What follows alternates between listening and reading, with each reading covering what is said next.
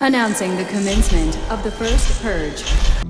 I want you to change the world, and don't think that this is going to happen peacefully or you can do it alone. We need to kill the rich. You get out there, you use your weapons, and you rip Washington apart. You hunt down the billionaires, the bank bosses, the CEOs, the scumbags, and the liars, the governors, the lobbyists, the senators, because they're all the same, and you hang them.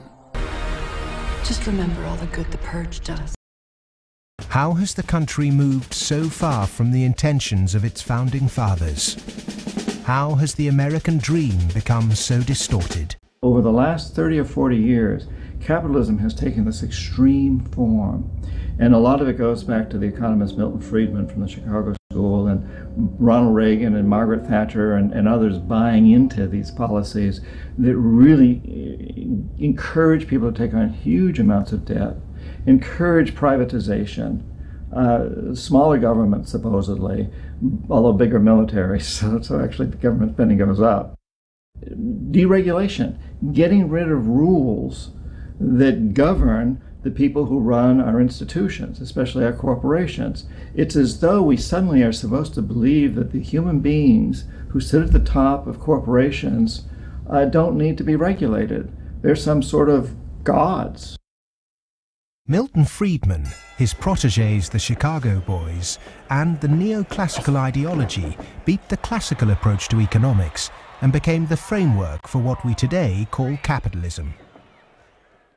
There are two main competing economic approaches which determine how we humans manage the world and distribute wealth. These are the classical and neoclassical schools. The classical school favours less government interference, more personal autonomy, and recognises that humans cannot function without natural resources. The neoclassical school, which has a more dismissive view of natural resources, thinks government should rule the economy, solve social problems, and leave the free market to look after the distribution of wealth. The neoclassical school emerged around 100 years ago due to vested interests' desire to protect their assets. This meant that neoclassical mathematical models and assumptions were divorced from reality. They're based on what ought to be, instead of the classical models which are based on what actually is. It's these neoclassical models, which favour large corporations, that have been used to legitimise the financialisation of the global economy. Championed by Ronald Reagan and Margaret Thatcher, neoclassical economics still dominates policy-making today. The Reagan Revolution, as we call it in the United States, obviously the Reagan-Thatcher Revolution, if you think about it more globally, was a big change in power structure and a big transfer of opportunity and wealth.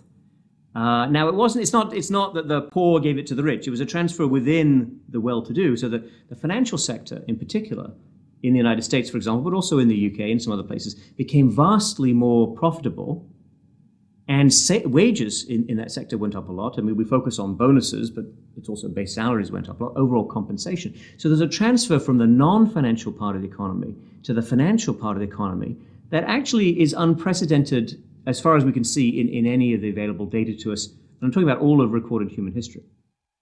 In 1932, in the aftermath of America's great stock market crash, a piece of legislation was passed to protect society. The Glass-Steagall Act was introduced to separate ordinary high street banking from investment banking. 67 years later, in 1999, under the influence of Treasury Secretary Larry Summers and his predecessor Robert Rubin, President Bill Clinton repealed the Glass-Steagall Act. Once again, banks could take ordinary depositors' money and speculate with it on virtually anything they liked. Wall Street has become a very particular type of casino.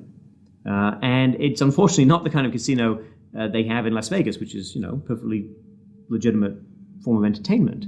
It is a casino that has massive negative repercussions on the rest of society. So it's not just losing your money on a few wild nights. It's about the way in which those organizations lose their money, impacting the whole of society, leading to a massive loss of jobs. This unfettered gambling pushed the entire global financial system to near collapse. With balances and debt obligations larger than the GDP of entire countries, the banks had become too big to fail. The West was unprepared, and bankers met their reeling and disorientated governments. You have to bail us out. We need money. If you don't give us the money, the whole thing goes down. And what are you going to do with millions and tens of millions of people who have lost everything in their bank account? You will have a revolution on your hands. So fork over the money.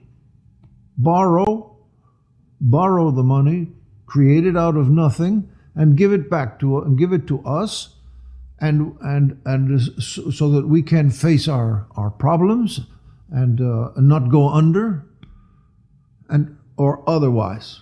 And this is what Mr. Hank Paulson did in the U.S. Congress. He went there one day and he told them, well, look, we need $700 billion, and we need it now, or else.